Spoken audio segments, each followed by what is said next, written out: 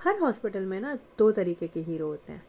एक वो जो कि पेशेंट को ट्रीट करते हैं और दूसरे वो जो चेक करते हैं कि एक्चुअली ट्रीटमेंट काम कर भी रहा है या नहीं।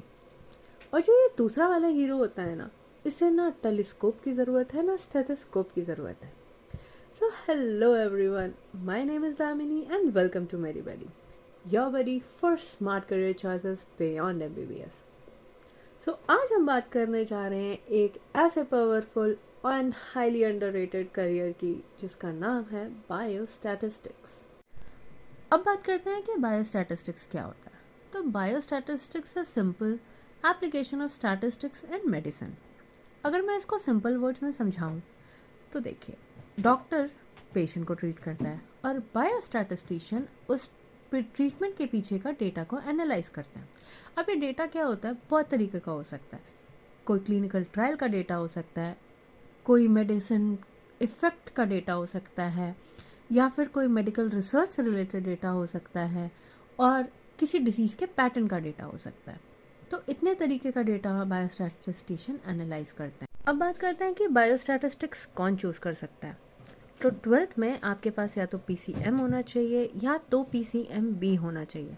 तो मैथ्स जनरली रिक्वायर्ड होती है बिकॉज इसमें स्टैटिस्टिक्स इन्वॉल्व हो जाती है। इसके बाद आपको करना है बैचलर्स इन बायोस्टैटिस्टिक्स, जो कि 3 साल का कोर्स है।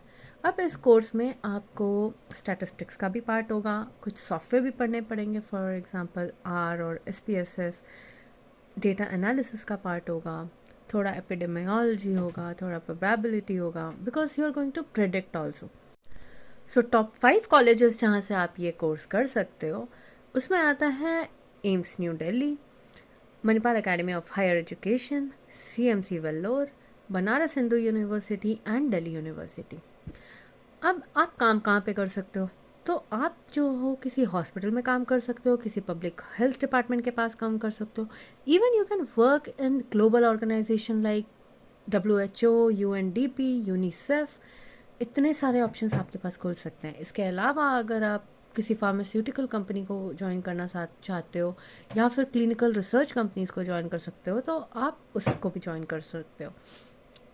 अब बात करते हैं सैलरी की। तो सैलरी जो होगी आपकी स्टार्टिंग वो 30 to 50,000 के बीच में स्टार्ट होगी, but with 1 to 1.5 year of experience you can earn from 70,000 to 1.5 lakhs a month।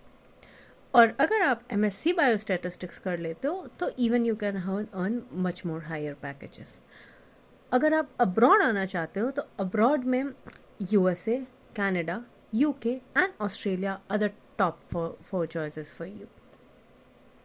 A career in biostatistics is actually future proof। क्यों? क्योंकि कोविड के बाद ना क्लिनिकल ट्रायल्स बहुत ज़्यादा बढ़ गए।